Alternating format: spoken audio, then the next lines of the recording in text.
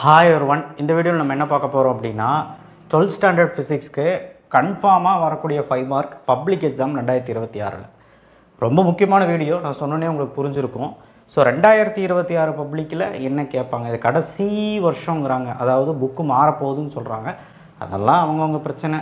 உங்களுக்கு இருக்க பிரச்சனை இதுதான். ஸோ என்ன அப்படின்னா ஒவ்வொரு ஃபஸ்ட் வால்யூம் மட்டும் கொஞ்சம் நிறைய கொடுத்துருக்குற மாதிரி இருக்கும். என்ன காரணம் கேட்டிங்கன்னா, நான் ஃபஸ்ட் வால்யூமில் வந்து மோஸ்ட்லி எல்லா கொஷின்ஸுமே நான் அனலைஸ் பண்ணி கொடுத்துருப்பேன். இது வரைக்கும் கேட்ட கொஷின்ஸும் சரி, உங்களுக்கு கண்டிப்பாக வர கொஸ்டின் போதுமா. ரெண்டாவது வால்யூமில் வந்து பார்த்திங்கன்னா கொஞ்சம் காம்ப்ரமைசேஷன் பண்ணியிருப்பேன். ஏன்னா மொத்தமாக சேர்த்தும் போது நமக்கு 5 மார்க் வந்துடும்.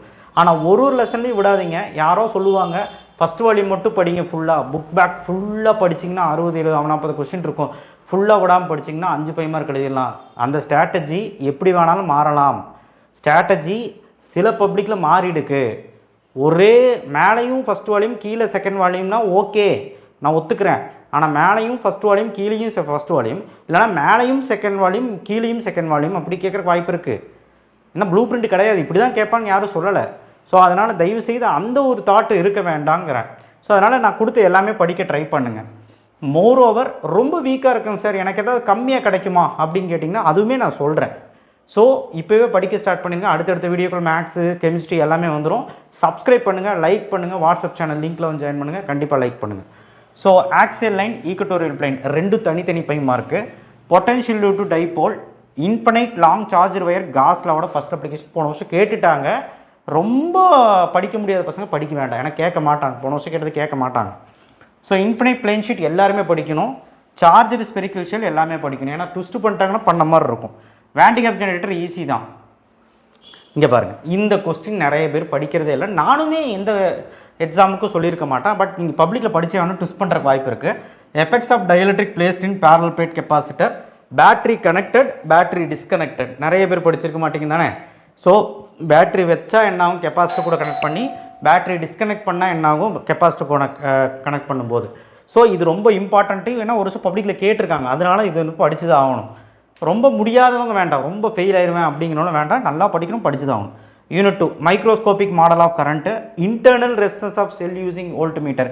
இங்கேயே புக் பேக் நம்பர் இருக்குது, லாங் ஆன்சரில் தமிழ் மீடியம் நோட் பண்ணிக்கோங்க. Wheatstone bridge, meter bridge. So இது நாலுமே கண்டிப்பாக ஏதோ ஒன்று வந்துடும்.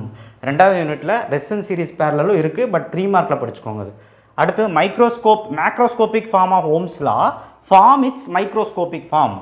அதாவது மைக்ரோஸ்கோபிக் ஃபார்ம்லேருந்து மேக்ரோஸ்கோபிக் ஃபார்ம்லேருந்து எப்படி வந்துச்சுன்னு ஒரு டெரிவேஷன் இருக்குது. அடுத்து ஓம்ஸ்லாவே அப்படி தான் டெரிவேட் பண்ணி வரும். ஸோ அதை நீங்கள் பார்க்கணும். நிறைய பேர் அது பார்க்கவே இல்லை, பார்த்துருங்க. பொட்டன்ஷியோமீட்டர் நான் சொல்ல கவனிச்சிங்களா, ஏன்னா அது போன வருஷம் கேட்டாங்க, வேண்டாம், வேணும்னா சும்மா பார்த்துக்கோங்க. அடுத்தது unit 3 infinite long straight conductor, Biot சாவர்ட்லாவோட first application. Circular coil, Biot சாவர்ட்லாவோட செகண்ட் அப்ளிகேஷன்.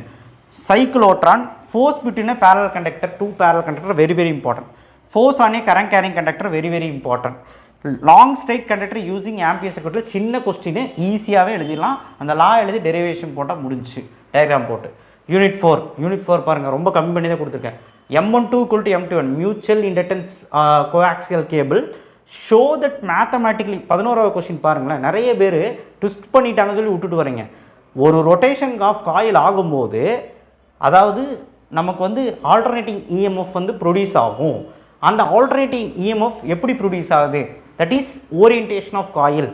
மேக்னெட்டிக் ஃபீல்டில் இது ப்ரொடியூஸ் பண்ணுது, ரொட்டேஷன் ஆகுது, orientation of coil. Orientation of காயில்னு கேட்கலாம், இல்லை இந்த ஷோ தட் மேத்தமேட்டிக்கலி அப்படின்னு சொல்லி புக் பேக்கில் இருக்கிற மாதிரி கேட்கலாம். இது 2 விதமாகவும் கேட்கலாம். தயவு செய்து கொஸ்டினை புரிஞ்சு வச்சுக்கோங்க. ஏசி சிங்கிள் பேஜ் ஜெனரேட்டரோட ஒர்க்கிங் படிக்கணும். நிறைய பேர் இந்த கொஸ்டின் படிக்கவே மாட்டேறீங்க. அதை எழுதி பிரின்சிபல் எழுதி ஒர்க்கிங் எழுதி அந்த 4-5 ஸ்டெப்பு வரும், எழுதிட்டு கிராஃப் போடணும். Transformer construction working. Pure inductance L படிக்கணும், கேட்டிருக்காங்க. RLC சீரியஸ் ஈஸி தான், படிச்சிருங்க, அவ்வளோதான். யூனிட் 4 முடிஞ்சு. யூனிட் 5 வாங்க. யூனிட் 5 பாருங்கள், வித்தியாசமாக இருக்கும். மேக்ஸ்வெல் இன்டெக்ரல் ஃபார்ம் எல்லாரும் படிச்சிருப்பீங்க, ஆனால் மேக்ஸ்வெல் மாடிஃபிகேஷன் யாரும் படிச்சுக்கணும். 2023 பப்ளிக்கில் கேட்டிருக்காங்க, ஸோ அதனால் படிச்சுக்கோங்க. டைப்ஸ் ஆஃப் எமிஷன் ஸ்பெக்ட்ரா கண்டிப்பாக வர்றதுக்கு வாய்ப்பு இருக்குது. ப்ராப்பர்ட்டிஸ் ஆஃப் எலக்ட்ரோமேட்டிக் வேவ் 10 பாயிண்ட்டும் படி, ஏன்னா ஒருவேளை 10 பாயிண்ட் எழுத சொல்லி 5 மார்க்கில் கேட்டுற போகிறாங்க. அடுத்து டைப்ஸ் ஆஃப் அப்சர்ஷன் ஸ்பெக்ட்ரா சும்மா பார்த்துக்கோ, போன வருஷம் கேட்டுட்டாங்க, பட் இருந்தாலும் படிச்சிரு, ஏன்னா 5th லெசன் சின்ன unit. Unit 6 mirror equation, lateral magnification. Fizeau's method போன வருஷம் கேட்டாங்க, பட் இருந்தாலும் பாருங்கள், ஏன்னா அந்த அளவுக்கு important. Lens makers, angle of deviation and refractive index very very important 5 mark. Dispersive power நிறைய பேர் படிக்கவே மாட்டீங்க, அந்த 5 mark. Single spherical surface first பப்ளிக்கில் கேட்டது. ஸோ அதனால் இதில் எதுவுமே ஒமிட் பண்ண முடியாது. Unit 7 Young's double slit setup path difference. So Young's double slit bandwidth இது யாருமே விடக்கூடாது, கண்டிப்பாக படித்தவங்க. சிங்கிள் ஸ்லிட் nth மினிமம் கண்டிப்பாக படித்தவங்க. Simple microscope, compound microscope. So ரொம்ப படிக்க முடியாதவங்க 12th கொஸ்டின் மட்டும் வேணாம், மீதி எல்லாமே படிக்கணும். யூனிட் 6ல் ரொம்ப படிக்க முடியாதவங்க ஃபிசூஸ் மெத்தட் மட்டும் வேணாம் படிக்கணும், மீதியெல்லாம். யூனிட் 5ல் ரொம்ப படிக்க முடியாதவங்க மேக்ஸ்வெல் மாடிஃபிகேஷன் வேணாம், அப்சார்ப்ஷன் ஸ்பெக்ட்ரம் வேணாம், மீதியெல்லாம் படிக்கணும். சரியா? அதாவது ரொம்ப முடியாதவனே யார் சார்? நான் 30 மார்க் கூட எடுக்க மாட்டேங்கிறவனுக்கு தான். நான் சொன்னேன்னு சொல்லிட்டு விட்டுட்டு போயிடாத, கண்டிப்பாக வர்ற வாய்ப்பு இருக்குது. ட்விஸ்ட் அடித்த மாதிரி இருக்கும், பார்த்துக்கோங்க. Unit 8 de Broglie electron, de Broglie wavelength of matter, 2 de Broglie ஈக்குவேஷனும் கேல்குலேட் பண்ணுற மாதிரி கேட்பாங்க. இது புக்கின், இது புக் பேக். ஸோ பார்த்து வச்சுக்கோங்க. 3 மார்க்லேயும் கேட்பாங்க, 5 மார்க்லேயும் கேட்பாங்க. எலக்ட்ரான் மைக்ரோஸ்கோப் பார்த்துக்கோங்க. டேவிசன் ஜெர்மர் கண்டிப்பாக இம்பார்ட்டன்ட். ஒப்டைன் கேட்6 எக்ஸ்ரே ஸ்பெக்ட்ரம் இது நிறைய பேர் படிக்கவே மாட்டேங்க, important. Einstein photo equation very very important. Davisson ஜெர்மரும் வெரி வெரி இம்பார்ட்டன்ட், படிச்சுக்கோங்க. ரொம்ப வீக்காக இருக்கிறவங்க இது காம்ப்ரமைசேஷன் பண்ண முடியாது. யூனிட் 9 ஜே தாம்சன் கண்டிப்பாக படித்தாகணும். Energy expression for electron in a Bohr, hydrogen ஆட்டத்தில் கண்டிப்பாக important. Spectral series of hydrogen, Lyman, Balmer, Paschen, easy. Nuclear reactor பார்த்தவங்க. லா ஆஃப் ரேடியேட்டிவ் டிகே சொல்லவே இல்லை, பார்த்தீங்களா? போன வருஷம் கேட்டாங்க, வேணாம். முடிஞ்சால் பார்த்துக்கோங்க, இல்லை வேண்டாம். நியூக்ளியர் ரியாக்டர் பார்த்து தான் ஆகணும், கேட்டிருக்காங்க. பிளாக் டயக்ராம் மட்டும் போட்டு ஒரு 4 பாயிண்ட் எல்லாத்துலேயுமே எழுதுனா போதும். போர் nth ரேடியேஷன், nth வெலாசிட்டி புக்கின்னு. இந்த கொஸ்டின் படிக்காமல் போயிடாத. புக்கின்ல இது கேட்குறாங்க. போரின் nth ஆரம், nth திசை வேகம், இதை கண்டுபிடிக்கிறது கேட்குறாங்க. Unit 10 half wave rectifier, full wave rectifier, முழு அலை அதாவது அரை அலை, முழு அலை. ஸோ இது கண்டிப்பாக கேட்பாங்க. அடுத்து திருத்தி transistor as an amplifier very very important 5 mark கேட்டிருக்காங்க பப்ளிக்கில். டிமார்கன் தியரம் இது போன வருஷமே கேட்டாங்க, இருந்தாலும் 3 மார்க்கில் கேட்க வாய்ப்பு இருக்குது, படிச்சுக்கோங்க. டிரான்சிஸ்டர் ஸ்விட்சு பார்த்துக்கோங்க. ஸோ யூனிட் 10லேயுமே நான் காம்ப்ரமைசேஷன் பண்ணி தான் கொடுத்துருக்குறேன். ரொம்ப வீக்காக இருக்கவங்களுக்கு எதாவது கம்மி பண்ணுங்கள் சார் அப்படின்னா எதுவுமே கிடையாது. ஸோ நான் இப்போ சொன்ன கொஸ்டின்ஸ் எல்லாமே நீங்கள் படித்தா மட்டும்தான் 5மே எழுத முடியும். நான் ஏன் இப்படி ஒரு விஷயத்தை நான் அழுத்த திருத்தமாக சொல்கிறேன்னா, நம்ம கொஸ்டின் பேப்பர் நான் எடுக்கலை, நீங்கள் பார்க்கல, உங்கள் டீச்சர் எடுக்கலை, யாரும் எடுக்கலை. இங்கே சொல்கிற யூடியூப்பில், இன்ஸ்டாகிராம்லாம் சொல்கிறாங்க, இப்போ இவங்களாம் யாரும் எடுக்கலை. எல்லோரும் எக்ஸ்பீரியன்ஸான டீச்சர்ஸ் பப்ளிக்கில் யாரோ எடுக்கிறாங்க. ஸோ அதனால் இதுதான் வரும் அதுதான் வருங்கிறத விட இங்கே கொடுத்த கொஷின்ஸ் எல்லாமே படித்தாலே உங்களால் 5 மார்க் எழுத முடியும், டேம் ஷோராக. இது பப்ளிக் எக்ஸாம், ஹாஃப் இயர்லி கிடையாது, குவார்ட்டர்லி கிடையாது. ஸோ அதனால் இதில் முன்ன பின்ன மாறும்.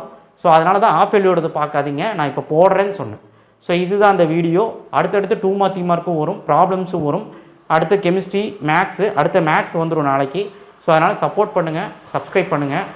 ஹாப்பி பொங்கல். கண்டிப்பாக எல்லோரும் நல்லா பொங்கலை கொண்டாடுங்க. படிக்க ஆரம்பிச்சிருங்க, அதுக்கு தான் உடனே போட்டேன். தேங்க்யூ.